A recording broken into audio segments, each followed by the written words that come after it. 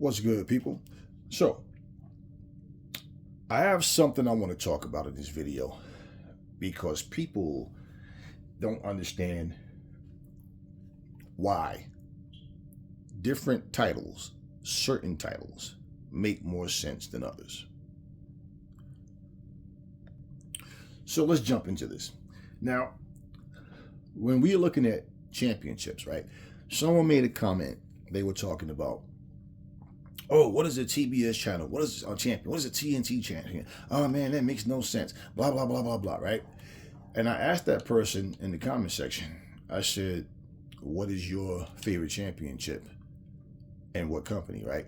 And the guy said his favorite championship was the Hardcore Championship.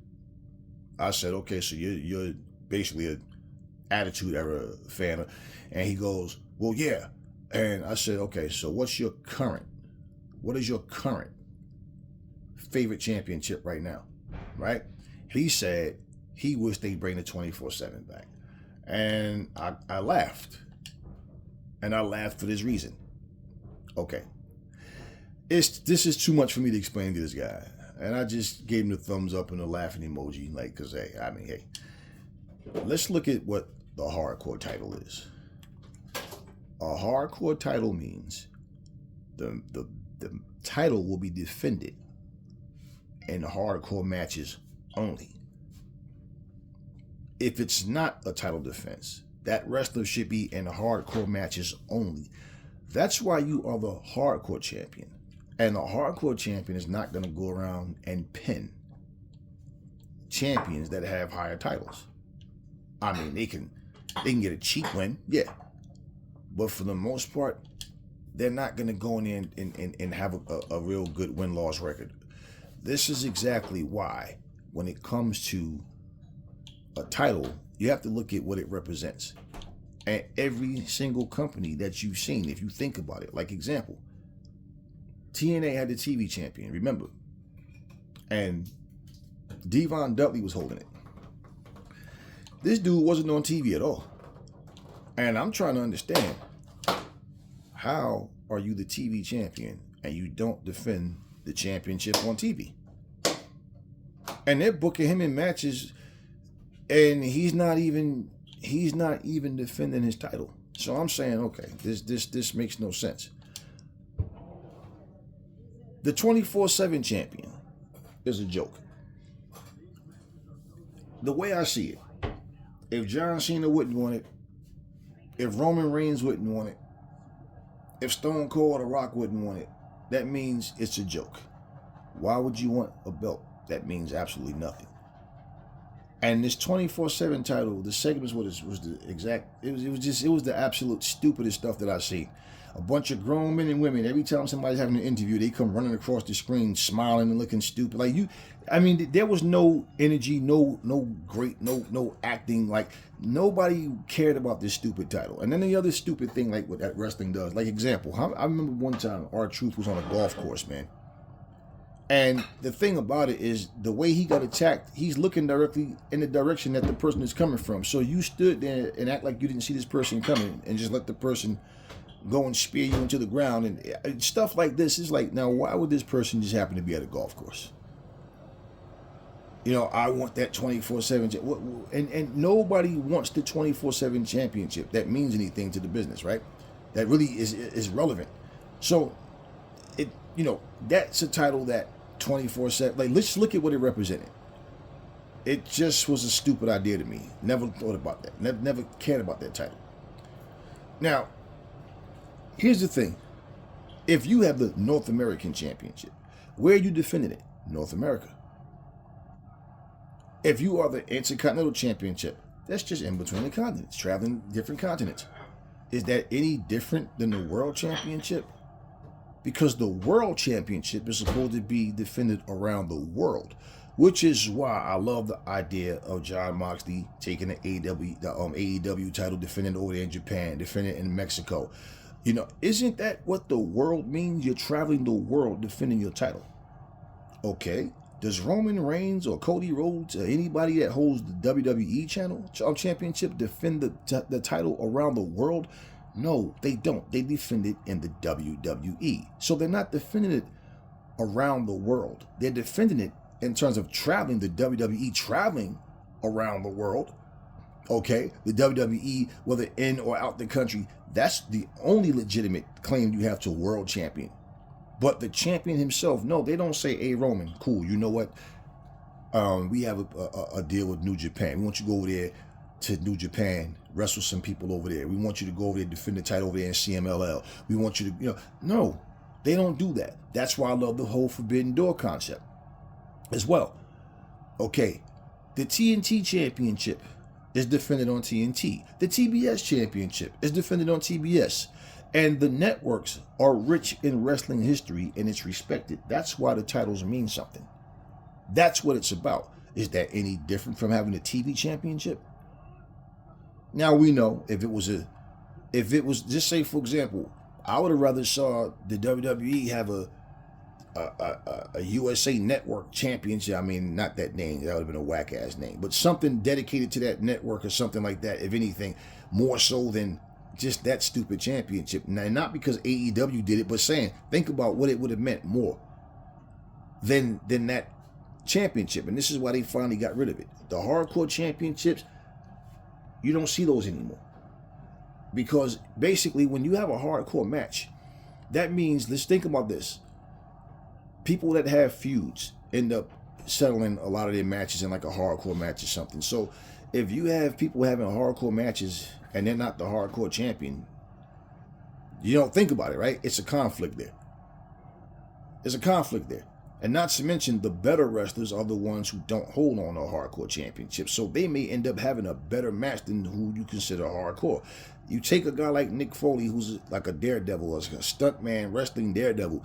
You have matches, Abyss. You know, like when you have guys like that, you know they're going to take the majority of the punishment, not the opponent.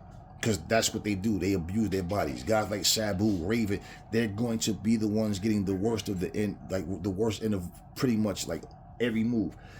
Those type of situations, to me, is like they start to become too predictable. This is why certain championships don't last. The championship that you've seen, TNA was the last company that I know to do it, where they had rounds and you defended that title and it was 3 rounds and you had judges. I feel like that concept is cool. The problem with it is them telling you who won what round. Because therefore, before the final bell ring, if it goes to the final bell, then you already know who won those rounds. And I feel like they shouldn't tell you who won the round. They should not. And if it goes the distance, then you find out who won the round then. That's where I feel like they messed up with that. Knowing the outcome before the final bell ring is like, okay. That's the one thing I didn't like about that concept. But as far as the 3 rounds, no, I didn't have a problem with that. And I felt like what they should do is, if that person is defending their title, right, make it 5 rounds. It doesn't have to go to full 5. If it's a non-title, make it 3 rounds. It's things you can do with that title. I just think people, they don't believe in it because they don't know. So Billy Corgan took a shot at it. So my thing with these championships, like the X Division Championship, fell apart because they say it's not about weight limits, it's about no limits, right? Okay, well, here's the deal. Guys like Samoa Joe or Brian Cage, somebody who was exception to the rule because they could go in there and put on great matches with these, luchadors or these smaller guys, these high flyers. It didn't change the fact that the X Division, it lost its luster because, let's be real, they were the heart and soul of TNA, which means your heavyweight division fell short, and that's pretty much the majority of what wrestling fans tune in for, not so much the luchadors. So basically what they did was took light heavyweights, cruiserweights, and just pretty much called it the X Division. And when you look at it, they only went to the point where they had maybe 10 people all together that you can say was part of what you call an X Division, but they're in matches with the heavyweights more than they are in X Division matches, or just as much. And then the X Division has been treated like every time they have a pay-per-view, let's throw all the X Division stars in one big match just to get them on TV, to get them some, and it's like, yeah, and the title didn't go away, but the X Division doesn't stand out anymore. You understand what I'm saying? So the titles need to mean something. And the titles, if they don't mean anything, and you're flying all over the ring, right? Think about what you're doing. You got guys, the title of the belt is one thing, but the title's not being defended properly. And it's like I'm saying, so when these guys are taking championships, and that's why it's cool that Tony allowed these guys to even go wrestle and then bring their championships onto their show as well. Because let's just be real, y'all. If you are gonna say I am the world champion, just like back in the day, Ric Flair was in the WCW, but this dude in the NWA, they were wrestling in different promotions. You don't see WWE doing that. Right? So this is what I'm saying. When you say the world champion, that means you are truly defending your championship around the world, not just your company. Because you're in New York this week, next week, you're in Chicago the following week, you're in Tampa Bay. Yeah, you're traveling the world, but you're defending it only to people within the company that you wrestle for. So that's really less of a world champion than the champion that's on the road, going to different countries, not just different states in America, but different countries. So if like I said, if you're the Intercontinental Champion, you need to be on the road defending that belt. And it's the same thing for the Intercontinental Championship. You're just defending these belts when you travel against someone within the same company. Wrestling had a different mindset and a different business model back in the day. And this is why I said, if you really look at the name of the titles, you're like, what's the purpose of this belt? Because these guys are not really truly defending the titles the way they're supposed to. But that's a company thing. That's a company thing. So, when people talk about something being different, I'm not like, like you have a heritage champion, the heritage of that company.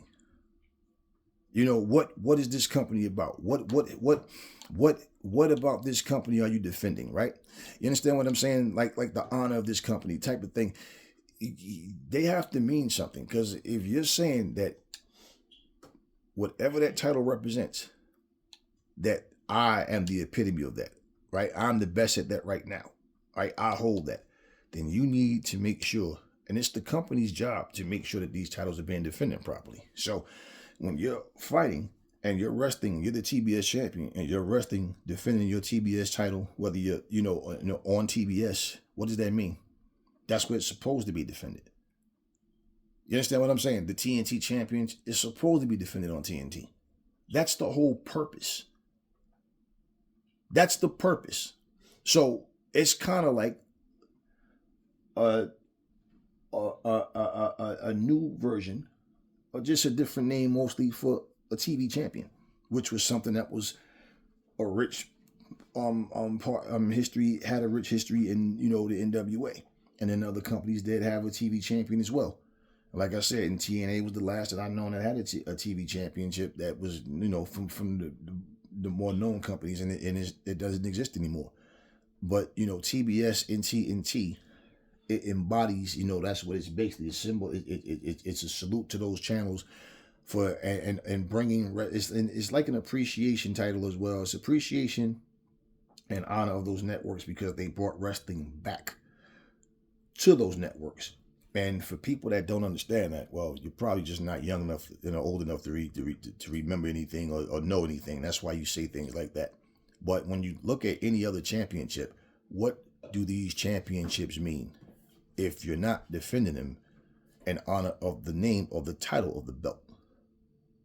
If you're a tag team wrestler, why do they have, I don't like when they have tag team wrestlers fighting single matches all the time. I mean, it's one thing if one of you guys get hurt, the guy want to be active. Okay, yeah, put him on TV. Let him go make some money. We get it. We get it. There's things that happen and you have to substitute. We get that. But, does it make sense to be a tag team champion and the majority of your matches are singles matches? This is why Rhea Ripley had a sucky title reign, because even though she was champion, the majority of her involvement was in Judgment Day business. And yeah, she kept getting injured and things like that happened. But do you understand what I'm saying? See, this is why the titles, they need to mean something. It's not about just creating a nice, beautiful, shiny new belt and then call it something. And then it's like, okay, what are they doing with this belt? And this is one of the reasons why people don't understand. When a wrestler can take his or her title and travel the world and defend that title in different countries, they're living up to the name of that title. When you only defend your title within the company that you work for, yeah, world champion means I'm the champion of this company and we travel the world and I defend this title against people from this country as we travel the world. The world champion that's on the road, that's defending his title, and most of those title defenses are going to be pretty much what we used to call dark matches. They're not going to be televised, but they're happening. And this is why when you have pay-per-views where you have the opportunity to defend your title against other people, even if it's on American soil, just say, for example, but it's against someone from a different company, things of that nature, yeah, then it makes more sense. But as you're traveling, this is what they do. So even when the company, doesn't defend, travel, and like let's just say if John Moxley is in Japan right now, but AEW itself as a company is touring America, right? He's in Japan on behalf of AEW as the world champion. So even if he's holding their title and he's defending it, he's also defending it. They have title defenses of the AEW titles. This is what wrestling doesn't do. And I don't think the fans actually pay attention to what's actually happening. Like, look at the name of a title and then say, well, what is this person doing? If you're a hardcore champion, but you're not having any hardcore matches or hardcore title defenses, then why are you a hardcore champion? Why do you think that WWE's version of ECW flopped? There was nothing hardcore about it. So even if you name your company Extreme Championship Wrestling, extreme whatever, Warriors of Wrestling, it doesn't matter what you call your company. If there's nothing extreme happening, people are going to, because that's what they're looking for. It's almost like looking at a place saying the best hamburgers and fries in town. You go to the store and they say, oh, we don't sell hamburgers and fries. Then why the hell did you name this? That's false advertisement, right? And that's what a lot of, when you look at these titles, like, they're not being represented right. And I think that, I know people, a lot of people that they're misinformed. They think that when guys are traveling like that and they're defending their titles all over the world in different companies, because these companies are not, really known, have TV deals and things like that, major TV deals, then people think like, oh, these are small companies. Like, that's what indies companies do. And, WWE, the way they carried it, the way they do things, they have people thinking that way too. So if you saw Shawn Michaels or anybody show up in like OVW or like a smaller company that they had a partnership with, using those companies as their developmental training schools and stuff like that as well. Yeah, that's the mentality that people have, not realizing. It's like, by the time these people, you know how many people have come, by the time they come to AEW or WWE, they've been wrestling 10 years already or more. See, these guys are not new. You just don't know who they are. So the whole mindset that people have is that, oh, that's what the smaller companies do. No, they are defending. And this is when you think guys like Will Ospreay, all of these guys, even the guy that made it big in AEW, that made it big in WWE, where do you think these guys get their skill set from? That they just show up to a training facility one day and all of a sudden, all right, tomorrow you're on WWE or you're on AEW or TNA. No, these guys already been putting the work in. Some people develop a lot faster than others, and that's going to be like, rare exceptions. Like, but you see these guys come from different companies, right? And then they have a history, and they'll tell you, like, we used to travel up and down the roads before they became big stars in WWE or AEW anywhere else. So this is what people fail to realize about the business itself, and then what WWE has always tried to do. Okay, they always try, and they had the ability to take their followers and make them think like they were the only freaking company that existed. They would not acknowledge anything outside of the WWE. And when they finally did that merger, they had that little, at one point where ECW was coming in, and I'm not talking about the WCW, ECW invasion. There was a time where they had, ECW guys coming in there, and Jerry Lawler used to just call them vigilantes and thugs, and this isn't wrestling, this is crap, and which made no sense to me. Like, you got them on the show just to have Jerry Lawler sit there and shit on what they're doing. They were doing that type of stuff. And this was basically, they were just trying to derail WCW because WCW was hot at the time. And they were trying to add something different to their show. And they're trying to do the same thing right now with TNA to keep people from going to AEW. Make them feel more comfortable going to TNA because we've had these guys on our show. So the illusion make you think certain companies are bigger than what they are, or certain wrestlers are more successful or better than what they are. But this is what it is. And professional wrestling is the type of thing where a lot of times things just don't make sense or add up. So you got to use your common sense and understand when things happen, like why they happen. And, you know, I feel like they've revealed too much about professional wrestling. I mean, the same way, you know, it's not about lying to people. It's about just keeping things a mystery. And one thing that I don't like to read spoilers at all. That's why I hate when I'm watching something and then all of a sudden someone will, you know, like, you know what's going to happen before they'll spill the beans, and it's like, I wish I didn't even watch that. Even like when wrestlers get injured. I mean, you know, because now it's just full-blown soap opera shit. Like, you know, just knowing a wrestler is really hurt, right? Just like when you have someone come out the crowd. Now, you know, someone really came out the crowd to attack a wrestler. Those wrestlers are going to stomp the shit out of them, and that person's going to be escorted out the building and escorted to the back and arrested. There's not going to be no, hey, don't you do that again. You know that. So when a wrestler comes from the crowd and attacks, it's like, okay. You know, like the show just gets to where like people want to believe in fantasy stuff, but once again, they need to do a better job of how they put things out there.